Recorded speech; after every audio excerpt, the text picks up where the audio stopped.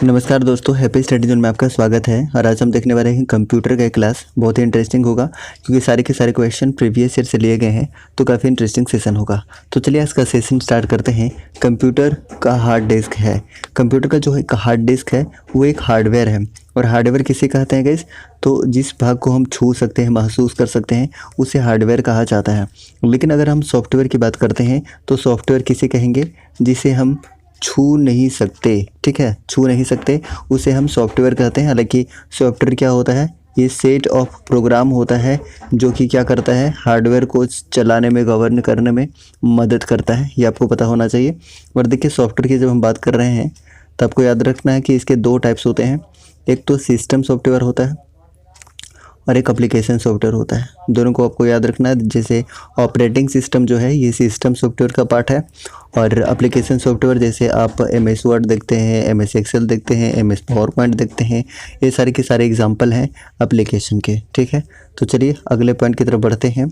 और अगला पॉइंट है आपके सामने कि माइक्रो कंप्यूटर हार्डवेयर में फिजिकल उपकरणों के 3 बुनियादी वर्ग होते हैं। कौन कौन से होते हैं?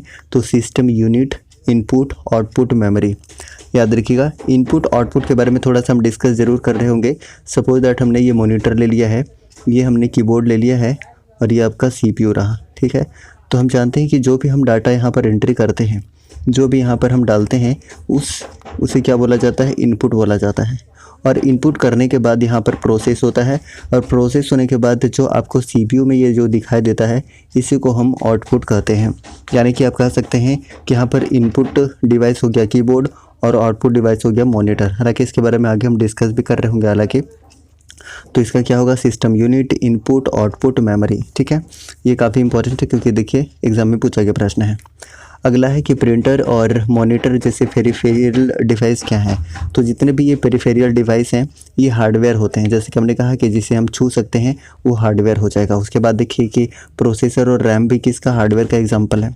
ठीक है, उसके बाद नेक्स्ट देखिए कंप्यूटर के 4 प्रमुख कार्यों यानी फंक्शंस का सही क्रम क्या है? पहले इनपुट करेगा, उसके बाद प्रोसेस करेगा, आउटपुट करेगा, फिर स्टोरेज। तो ये भी याद रखा जा सकता है, इंपॉर्टेंट है। अगले पॉइंट की तरफ बढ़ते हैं। और अगला पॉइंट है कि कंप्यूटर किसी प्रोग्राम को इस क्रम में निष्पादित करता है। किस क्रम में करता है? तो याद रखिएगा, फेच, डिकोड और एग्जीक्यूट। याद रखिएगा, ये काफ़ी इंपॉर्टेंट है।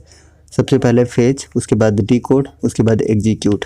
और ये भी पूछा गया प्रश्न है तो इम्पॉर्टेंट है। ठीक है, चलिए अगले प्रश्न की तरफ बढ़ते हैं कि कमांड्स को ले जाने की प्रक्रिया क्या कहलाती है? तो ये फेचिंग कहलाती है। ये आपको याद रखना है, ये भी महत्वपूर्ण है। अगले पॉइंट की बात करते हैं तो कंप्यूटर में जाने वाला डेटा को क्या कहते हैं? तो अभी हमने बताना कि जो डेटा हम यहाँ से डालते हैं उस डेटा को कहते हैं क्या? इनपुट कहते हैं। अब देखिए बार बार इनपुट की बात आ रही है, तो इनपुट और आउटपुट डिवाइस के बारे में एक बार हम जान लेते हैं। तो आप तो समझ गए होंगे, लेकिन इसका एग्जाम्पल जहाँ से क्वेश्चन पूछा जा सकता है, इसके कुछ एग्जाम्पल की हम बात कर लेते हैं इनपुट डिवाइस की। तो इनपुट डिवाइस के कुछ एग्जाम्पल जैसे आप कीबोर्ड देखिए, माउस है, जॉयस्टिक जो गेम खेलने के लिए यूज़ किया जाता है, स्कैनर है, उसके बाद लाइट पेन, बारकोड भी आपको देखने को मिलेगा, जो बारकोड रीडर होता है वो। ठीक है, तो इन सारी चीज़ों को याद रखना है। टच स्क्रीन, हालांकि टच स्क्रीन इनपुट आउटपुट दोनों में आ जाता है। जैसे हम मोबाइल के टच स्क्रीन की बात करते हैं तो इनपुट आउटपुट दोनों में आ जाता है। उसके बाद माइक याद रखिएगा, माइक की अगर हम बात करते हैं तो माइक भी क्या है? एक इनपुट डिवाइस है। स्पीकर वो आउटपुट डिवाइस होगा, उसके बारे में भी हम बात करेंगे। तो देखिए यहाँ पर क्या है कि कंप्यूटर में जाने वाले डेटा को क्या कहते हैं? तो क्या कहते हैं? उसे इनपुट कहा जाता है। ये इंपॉर्टेंट है। उसके बाद आउटपुट की बात करते हैं तो देखिए कंप्यूटर का दिया गया परिणाम क्या कहलाता है? आउटपुट कहलाता है। और कुछ आउटपुट डिवाइस की अगर बात करना चाहे तो आप यहाँ से कर सकते हैं, क्योंकि आउटपुट डिवाइस से क्वेश्चन पूछा जाता है। उसके बाद कौन कौन सा हो जाएगा? तो याद रखिएगा, एक मॉनिटर आपको याद रखना है, या फिर वीडियो आप याद रख सकते हैं, VDU। ठीक है, उसके बाद आप याद रख सकते हैं प्रिंटर इंपॉर्टेंट है, प्लोटर है। ठीक है, ड्रॉ करने के लिए यूज़ किया जाता है। स्पीकर है ना, कार्ड रीडर है, टैप रीडर है, स्क्रीन इमेज प्रोजेक्टर है। तो ये सारे के सारे जो है ना, ये आपको क्या देखने को मिलेगा? आउटपुट डिवाइस के एग्जांपल है, ये आपको याद रखना है। ठीक है, तो यहाँ पर क्या है कि जो परिणाम दिखाया जाता है वो आउटपुट हो जाता है, और जो हम एंट्री करते हैं वो इनपुट होता है, और जो परिणाम होता है वो आउटपुट होता है।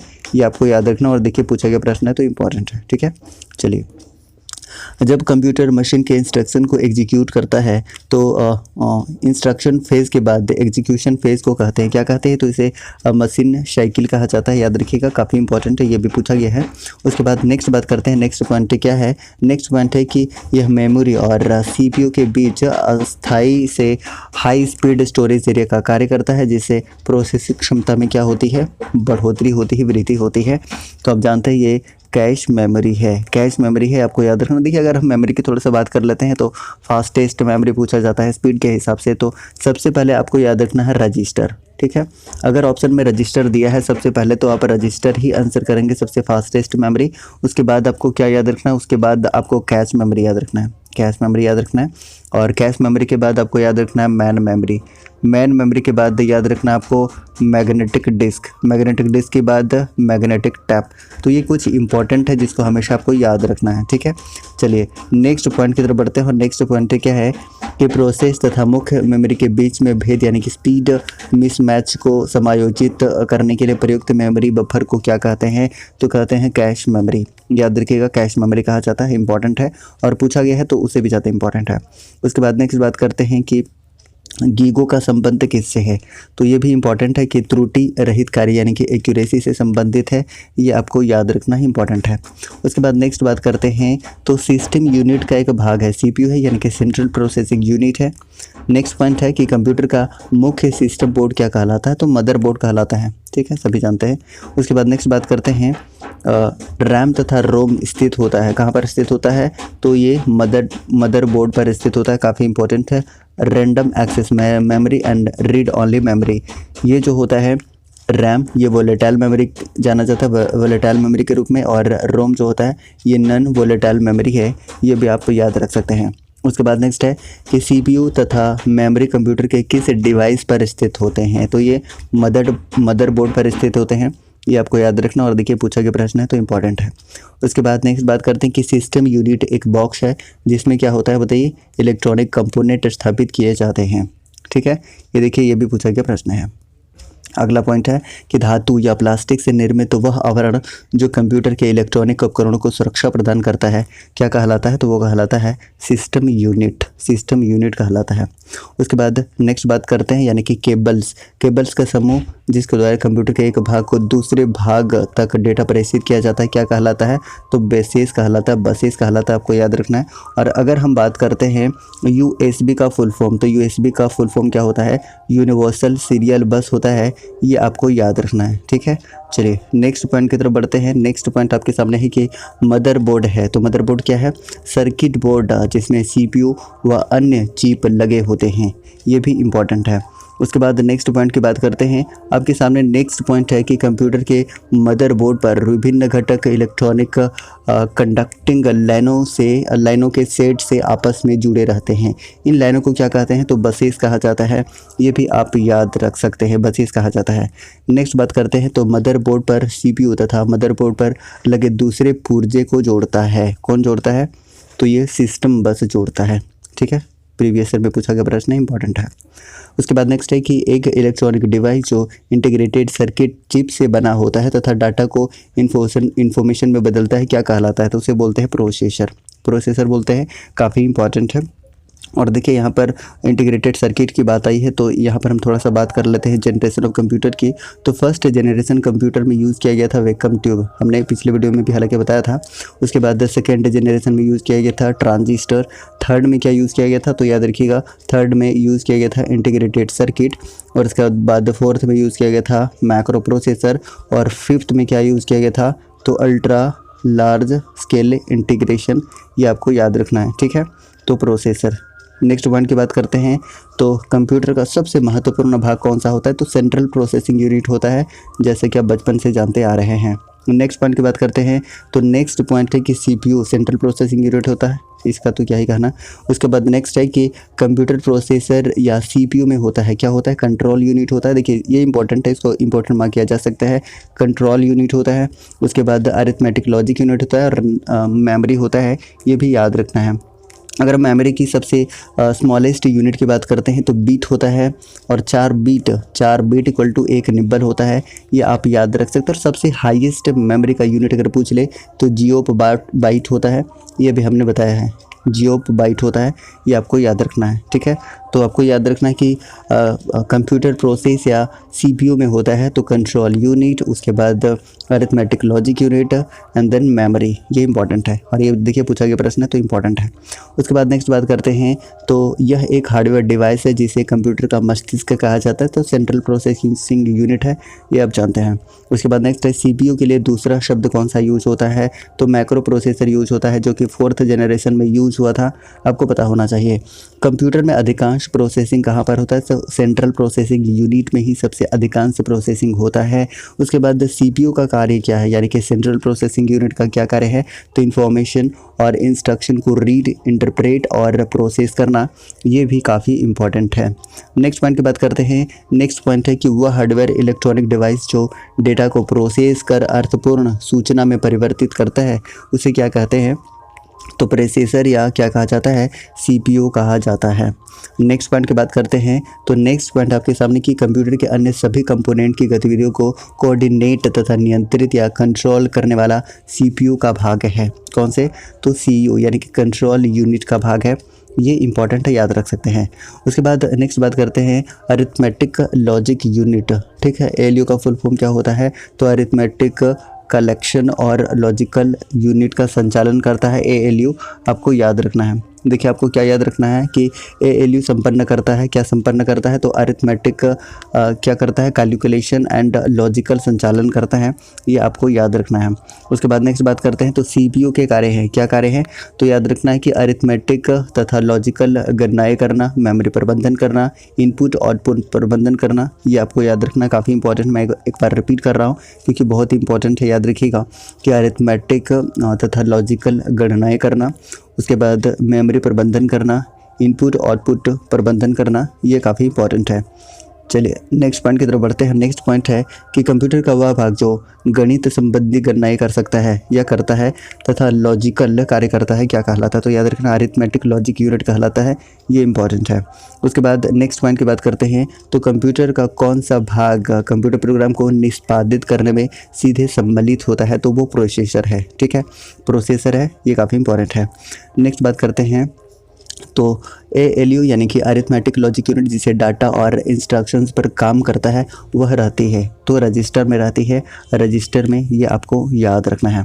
उसके बाद नेक्स्ट बात करते हैं तो कंप्यूटर में एएलयू से तात्पर्य क्या है, तो अरिथमेटिक लॉजिक यूनिट है, जैसा कि हम बार बार रिपीट कर रहे हैं चीज़ों को और कई बार पूछा है, कई एग्जाम में पूछा हुआ है। इनपुट तथा आउटपुट में रूपांतरण किया जाता है, तो किसके द्वारा किया जाएगा, तो ये सीपीयू के द्वारा किया जाता है, तो सीपीयू इसका बिल्कुल करेक्ट आंसर है। नेक्स्ट पॉइंट की बात करते हैं तो आउटपुट क्या होता है, तो आउटपुट क्या होता है, तो वह जो प्रोसेसर यूज़र को देता है, वह जो प्रोसेसर क्या करता है, यूज़र को देता है, उसे क्या कहते हैं, आउटपुट कहते हैं। जैसा कि हमने बताया कि कुछ आउटपुट डिवाइस आपको याद रखने हैं, जैसे आप देख लीजिए कि मॉनिटर आप याद रख लीजिए, प्रिंटर याद रखिए, plotter, speaker, card reader, right, tap reader, ये इन सारी चीज़ों को याद रखिएगा, सारे के सारे आउटपुट डिवाइस हैं, ये आपको याद रखना काफ़ी इंपॉर्टेंट है। उसके बाद नेक्स्ट बात करते हैं BIOS, basic input output system प्रणाली कंप्यूटर में विद्यमान होती है, कहाँ पर, तो आपको याद रखना है कि रोम यानी कि रीड ओनली मेमोरी चिप में, ये इंपॉर्टेंट है। उसके बाद बायोस का पूरा रूप क्या है, यानी कि इसका फुल फॉर्म क्या होता है, तो हमने बता ही दिया है, basic input output system, basic input output system इसका फुल फॉर्म होता है, दैट्स इंपॉर्टेंट थिंग। नेक्स्ट याद रखिएगा कि आपसे अगर यूएसबी से पहले यूपीएस का पूछ रहे तब आपका आंसर क्या हो सकता है, तो अनइंटरप्टेबल पावर सप्लाई इसका फुल फॉर्म होता है, लेकिन यहाँ पर यूएसबी का पूछा हुआ है तो यूनिवर्सल सीरियल बस होता है, और ये कई दफ़ा पूछा गया प्रश्न है। ये देखिए आपका पूछा गया है आईबीपीएस में, उसके बाद एसएससी में पूछा गया प्रश्न है, तो इम्पॉर्टेंट है। उसके बाद नेक्स्ट बात करते हैं कि कंप्यूटर सिस्टम में प्रोसेसिंग स्पीड या प्रोसेसर की गति मापी जाती है, किस में मापी जाती है, तो आपको पता होना चाहिए कि मिलियन इंस्ट्रक्शंस पर सेकेंड में, ये इंपॉर्टेंट है, याद रखिएगा, मिलियन इंस्ट्रक्शंस पर सेकेंड में, यानी कि MIPS में मापा जाता है। ठीक है, काफ़ी इंपॉर्टेंट है, याद रखिएगा। चलिए अगले पॉइंट की तरफ बढ़ते हैं। और अगला पॉइंट आपके सामने है कि 1 बिलियन साइकिल प्रति सेकेंड कहलाता है, क्या कहलाता है? तो ये गीगाहर्ट्ज़ कहलाता है। और ये देखिए ये भी पूछा कि प्रश्न है तो इंपॉर्टेंट रहेगा। उसके बाद नेक्स्ट पॉइंट की बात करते हैं। तो नेक्स्ट पॉइंट है कि कंप्यूटर प्रोसेस के क्लॉक दर या गति को मापते हैं, तो क्या हो जाएगा? मेगाहर्ट्ज़ या गीगाहर्ट्ज़ में। ये भी देखिए इंपॉर्टेंट प्रश्न है। अगला पॉइंट देखने की कोशिश करते हैं। अगला पॉइंट है कि कंप्यूटर सिस्टम की घड़ी एक टाइमिंग डिवाइस है जो कंप्यूटर के ऑपरेशन को क्या करता है? सिंक्रोनाइज करने के लिए इलेक्ट्रिकल पल्स पैदा करता है, याद रखिएगा, ठीक है। उसके बाद नेक्स्ट पॉइंट की बात करते हैं। तो सीपीयू के अरिथमेटिक एंड लॉजिक यूनिट में होता है, क्या होता है? रजिस्टर्स होते हैं, रजिस्टर्स, ये आपको याद रखना है। उसके बाद नेक्स्ट बात करते हैं। तो सीपीयू तथा इनपुट आउटपुट यूनिट के बीच संकेतों के आदान प्रदान को नियंत्रित करता है, कौन करता है? तो कंट्रोल यूनिट करता है, दैट्स इंपॉर्टेंट थिंग।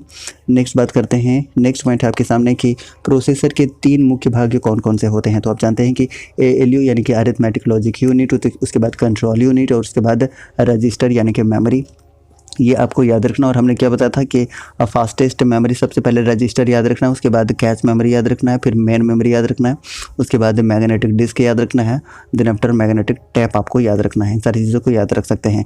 तो यहाँ पर क्या है कि प्रोसेसर के 3 मुख्य भाग कौन कौन से हैं? तो देख सकते हैं कि अरिथमेटिक लॉजिक यूनिट है, उसके बाद कंट्रोल यूनिट है और देन आपके पास रजिस्टर मेमोरी है। ये आपको याद रखना है, काफ़ी इंपॉर्टेंट है, राइट। ओके, नेक्स्ट बात करते हैं। और अगला पॉइंट आपके सामने है कि सेंट्रल प्रोसेसिंग यूनिट उदाहरण है, किसका उदाहरण है? तो ये हार्डवेयर का उदाहरण है, ये काफ़ी इंपॉर्टेंट है। तो गाइस आज का सेशन हमने कंप्लीट कर लिया है। अगर आपको सेशन पसंद आता है तो प्लीज़ लाइक कीजिए और नेक्स्ट किस टॉपिक पर आप वीडियो चाहते हैं ये भी फटाफट से कमेंट करके बता दीजिएगा कि किस टॉपिक पर आपकी वीडियो चाहिए, ठीक है गाइस। आज लेते हैं विदा, मिलते हैं अगले एपिसोड में, तब तक के लिए जय हिंद।